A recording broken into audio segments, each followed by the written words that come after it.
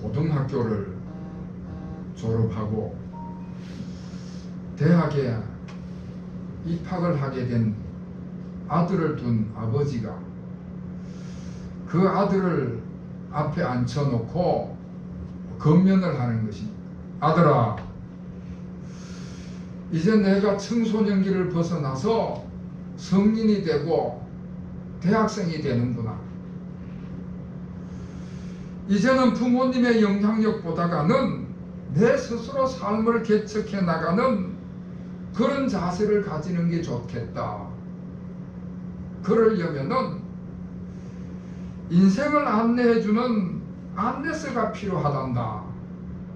그러면서 성경책을 꺼내서 성경책을 입학 선물로 내놓은 것입니다.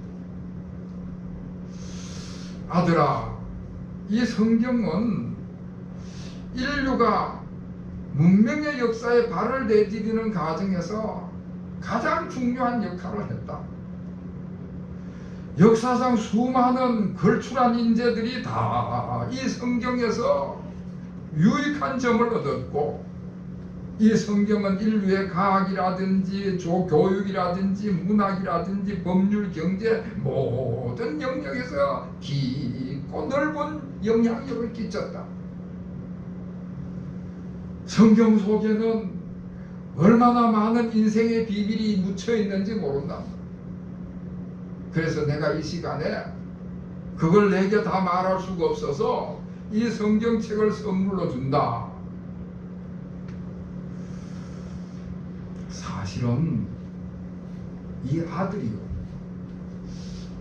아버지를 찾아와서 아버지, 제가 이번에 대학에 입학을 하게 됐는데 입학 선물 주세요.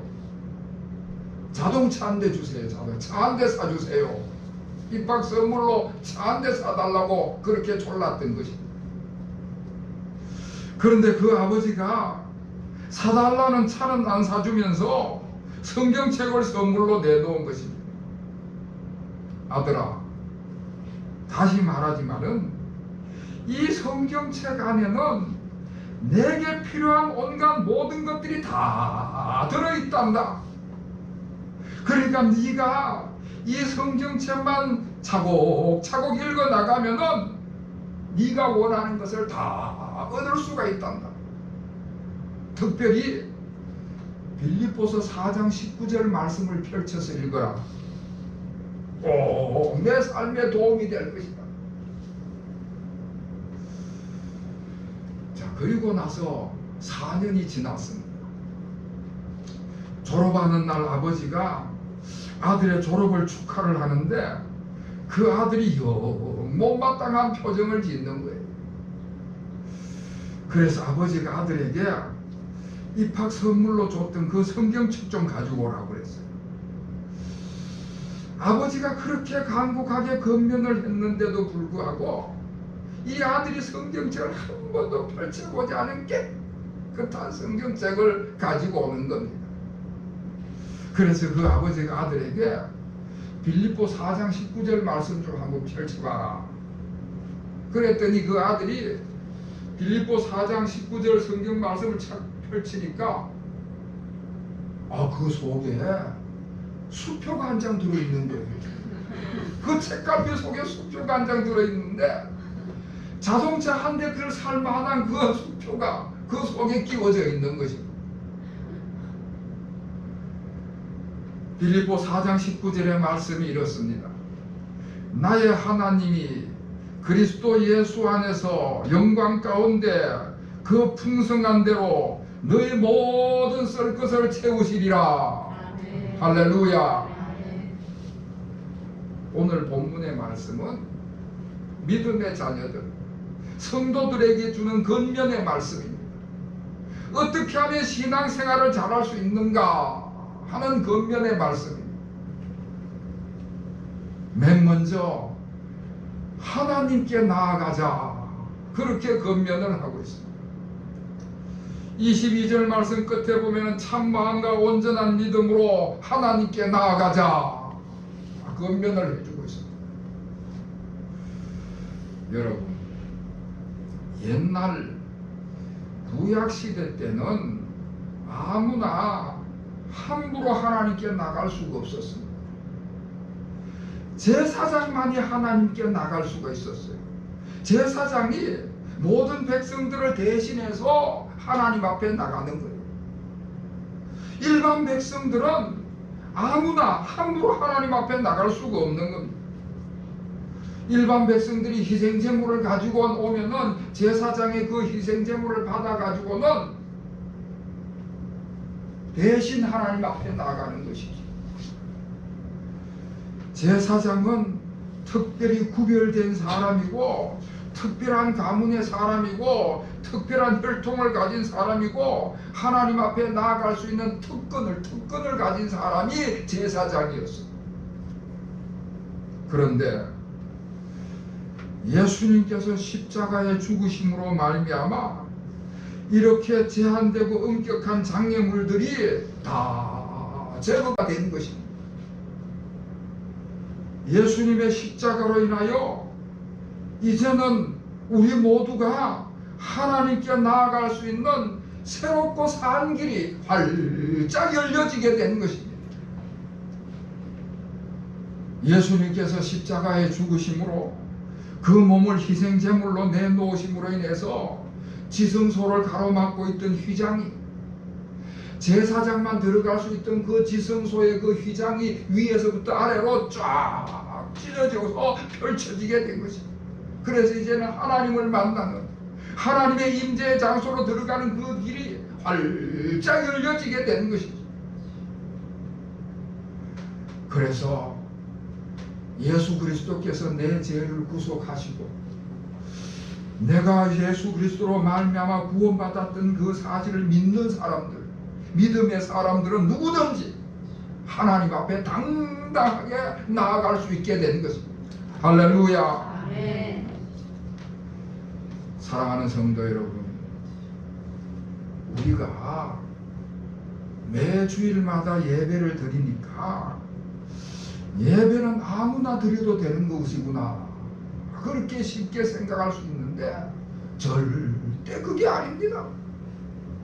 아무나 예배 드릴 수 있는 게 아닙니다. 선택받은 백성, 하나님으로부터 택함받은 백성, 예수 그리스도로 말미암아 구원받은 백성들이 하나님 앞에 나와서 예배 드리는 거예요. 하나님 앞에 택함받은 성도들의 특권인 것입니다. 그래서 오늘 첫 번째 권면은 선택받은 우리에게 담대히 하나님께 나아가자, 그렇게 권면을 하는 것입니다. 그리고 두 번째 권면은 23절 말씀에 소망을 굳게 잡자 말씀을 하고 있습니다. 약속하신 이는 믿으시니 우리가 믿는 도리의 소망을 움직이지 말고 굳게 잡자. 여러분, 예수 그리스도의 피로 말미암아 하나님 앞에 나아가면은 우리는 그때부터 하나님의 약속의 백성이 되는 것입니다. 예수 그리스도의 피로 말미암아 죄-씻음 받아 예수 그리스도를 믿음으로 말미암아 구원받은 백성들이 이제 하나님 앞에 나아가면은 그때부터 하나님의 약속의 백성이 되는 것입니다. 하나님의 말씀을 통하여 우리에게 하신 약속들이 다 우리의 삶을 통해서 이루어 주시는 것입니다. 우리 하나님은 신실하신 하나님이시기 때문에 약속하신 바는 다 이루시는 하나님이시죠.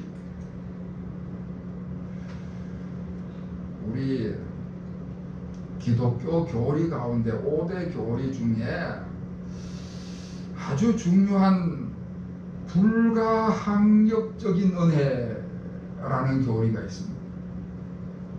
그러니까 불가항력적인, 하나님의 은혜에 저항할 수 없다, 하나님의 은혜를 거부하거나 거절할 수 없다, 그런 교리입니다.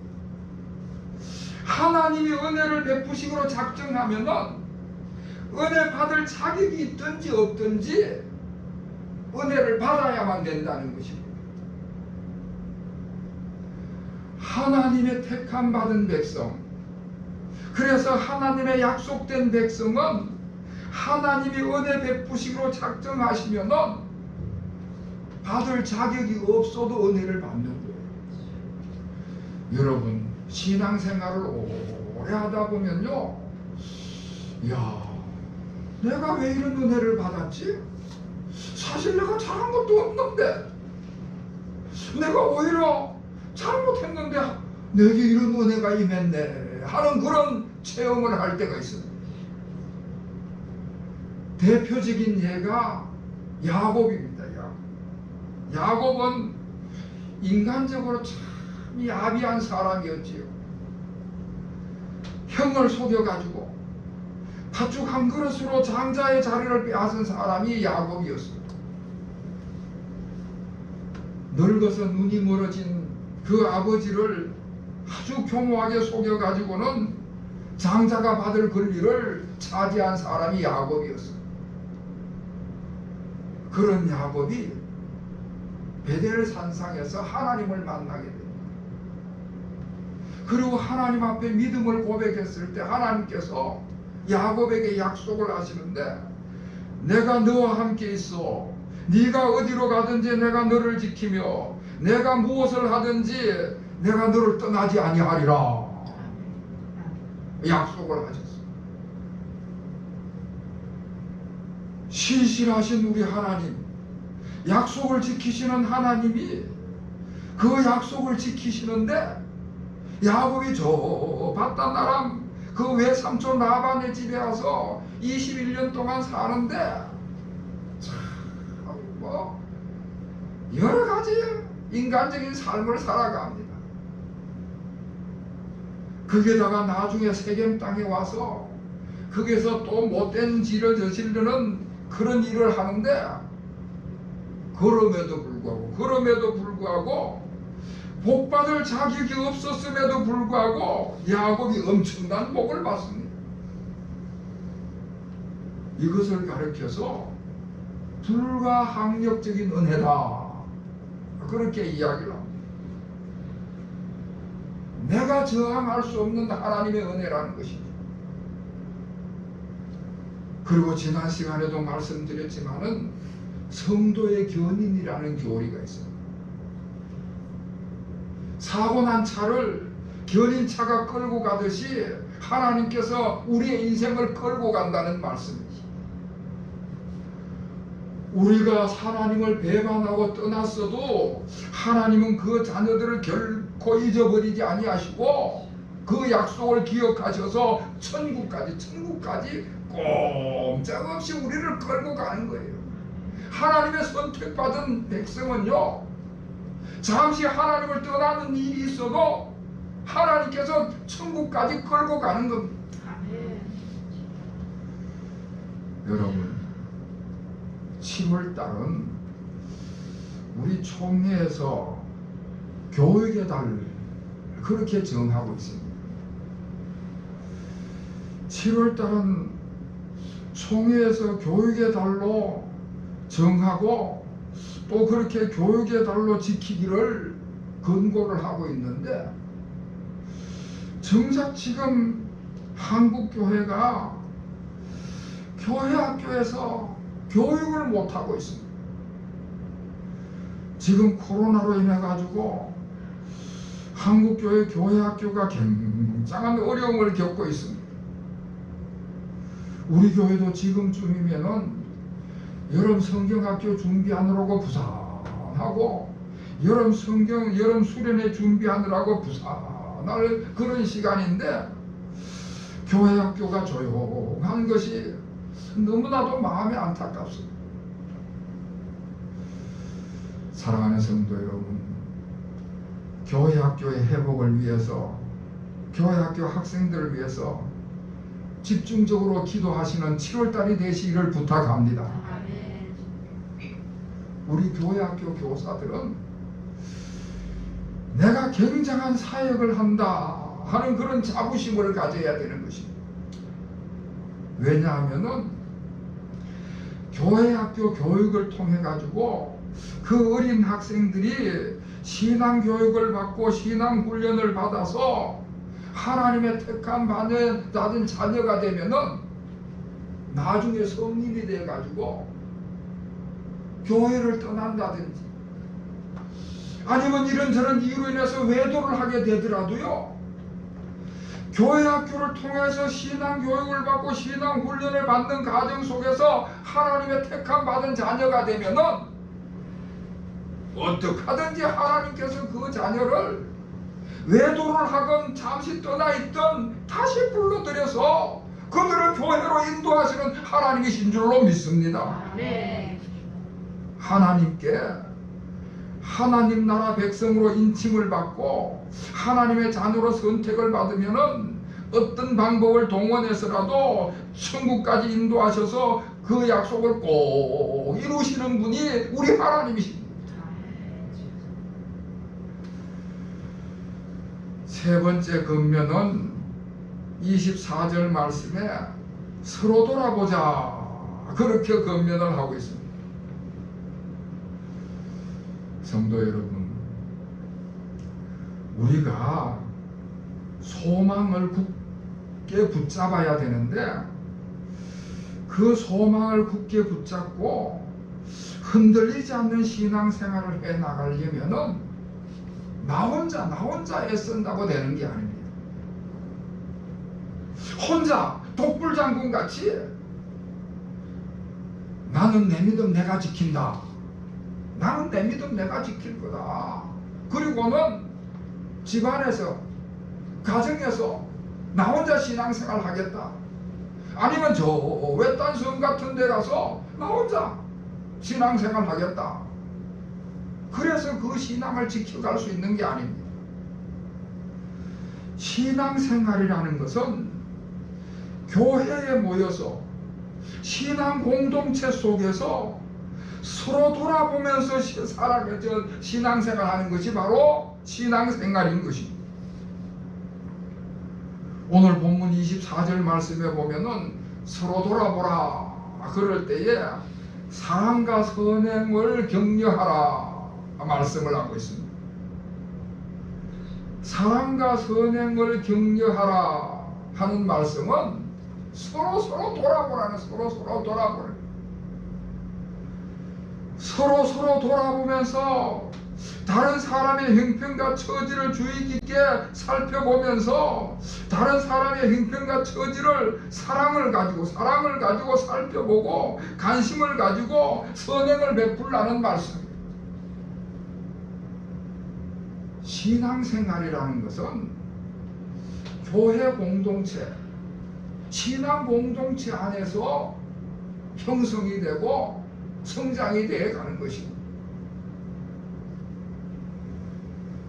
성도들이 모여서 신앙 공동체 안에서 서로 다른 사람이 낙심하고 있지는 않은지, 힘들고 어려워하고 있지는 않은지, 아니면 기쁘고 즐거운 일들을 나누고 싶어 하고 있지는 않은지, 그런 것들을 잘 살펴보고 이해하려고 해야 한다는 것입니다.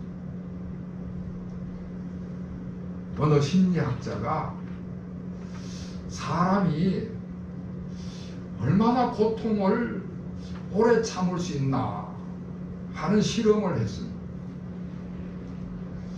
얼마 전에 텔레비전 오락프로 무한도전에도 보니까 그런 게임을 하고 하던데, 두꺼운 얼음판을 갖다 놓고는 그 두꺼운 얼음판에다가 맨발로 올라 세워 가지고는 얼마나 오래 참을 수 있나, 그런 게임을 하고 하더라고요. 이 심리학자도 그런 실험을 했습니다. 사람이 얼마나 이 얼음판 위에서 맨발로 올라서서 그 고통을 참을 수 있는가. 그런데 이분은 다양한 방법으로 실험을 했습니다. 어떤 사람은 독방에다가 얼음판을 갖다 놓고 그 위에 올라 세워서 얼마나 참을 수 있는지 실험을 하고, 또 어떤 사람들은 여러 명을 한 방에다가 각자 얼음판을 세우고 여러 사람을 같이 세워서 얼마나 오래 참는가 실험을 하고, 어떤 사람은 그 사람의 가장 친한 친구를 불러다가 그 옆에 세워놓고는 응원을 하게 하는 겁니다. 격려를 하게 하는 거예요. 힘을 불어 넣어주는 것입니다. 옆에서 응원을 하면서 힘을 불어 넣어주는 것이죠. 그랬을 때에 독방에서 혼자 얼음판 위에 올라선 사람하고 친구가 옆에서 격려를 하고 위로하고 힘을 불어 넣어주고 응원하는 사람하고의 차이가 2배가 나더라는 것입니다. 훨씬 오랫동안 고통을 참더라는 것입니다. 그러니까 혼자서는 힘들다는 것입니다. 옆에서 격려를 해줄 때 더 큰 힘을 가진다는 말씀이죠. 격려하고 칭찬하는 말을 들을 때 새 힘을 얻는다는 것입니다. 그래서 서로 돌아보자, 그렇게 금연을 하고 있습니다. 마지막 4번째로는 24절 하반절과 25절 말씀에 모이기를 격려하자 금연을 하고 있습니다. 사랑하는 성도 여러분, 다시 거듭 말씀을 드리지만 우리 교회는 예수 그리스도를 구주로 믿는 신앙 공동체입니다. 신앙 공동체. 하나님께 나아가서 하나님을 만나는 특권을 부여받은 신앙 공동체인 것입니다. 그런데 모이기를 그만두자. 오늘 그 말씀에 보면은 모이기를 폐하는 어떤 사람들을 모이기를 그만두자 하는 그런 사람들이 생겨났습니다. 초대교회 때 핍박이 너무 심하다 보니까 함께 모여 하나님 앞에 예배 드리는 것이 너무나 위험하니까 모이는 것을 그만두자, 우리 모이지 말자, 그런 사람들이 생겨났습니다. 그러다 보니까 모임이 소홀해지니까 어떤 사람들은 신앙적인 열심이 아주 약해져서 교회를 떠나는 사람들이 생겨나는 거예요. 지금 우리 한국 교회가 그와 같습니다. 코로나로 인해서 모임을 제한하다 보니까 모이는 것을 자제하자, 그런 사람들이 생겨났습니다. 교회에 모이는 것이 위험하니까 모이는 것을 그만두자, 모이는 것을 자제하자. 우리가 교회에서 모이는 것 때문에 이웃들이 불안해하니까 이웃들을 사랑하는 마음에서 모이는 것을 자제하자. 자, 그런데 여러분, 그런 중에서도 아주 긍정적인 일들이 벌어지고 있습니다.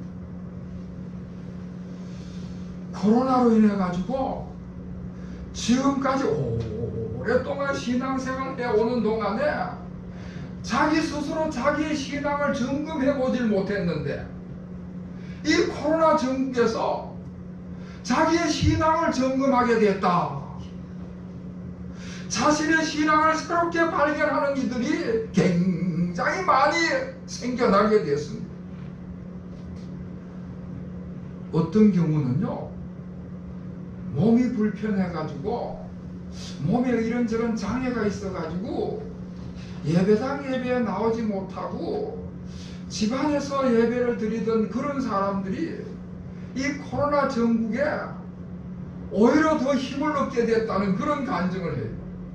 무슨 소린가 하면은 그렇게 예배당 예배에 나가서 예배 드리기를 사모했지만은 몸이 불편해서 예배당 예배에 나갈 수 없어가지고 주일날 집안에 가만히 있었는데 이 코로나 때문에 예배당 예배가 제한이 되면서 가정 예배를 드리는데 온라인으로 얼마나 예배를 드릴 수 있는 분위기를 잘 만들어 주는지 자기는 몸이 불편해서 교회 못 나가는 것 때문에 열등의식을 가지고 위축이 되어 있었는데 이제는 집안에서도 당당하게 예배를 드리니까 너무나 좋다.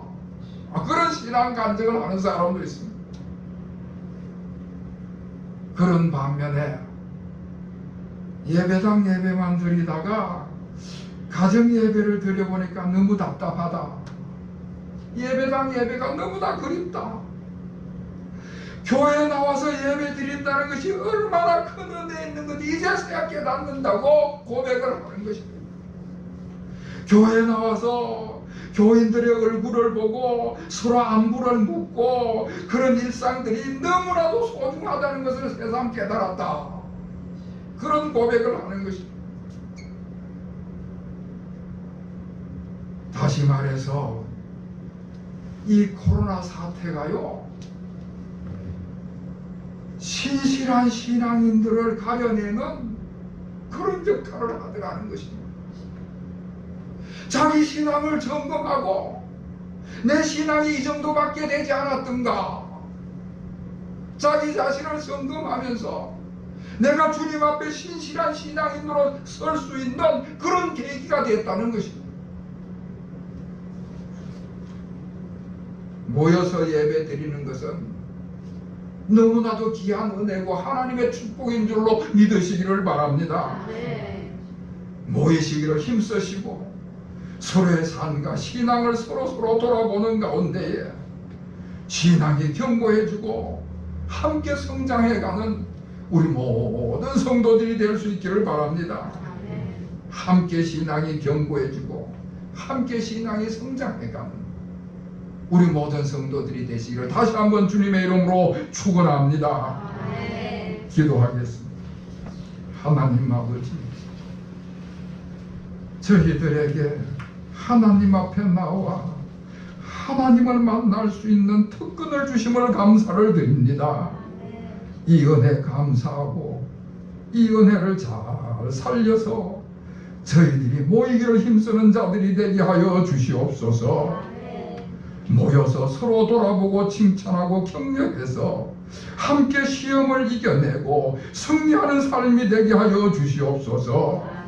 신앙이 성장하고 신앙이 견고하게 되는 놀라운 하나님의 역사를 경험하는 우리 모든 성도들이 되게 하여 주시옵소서.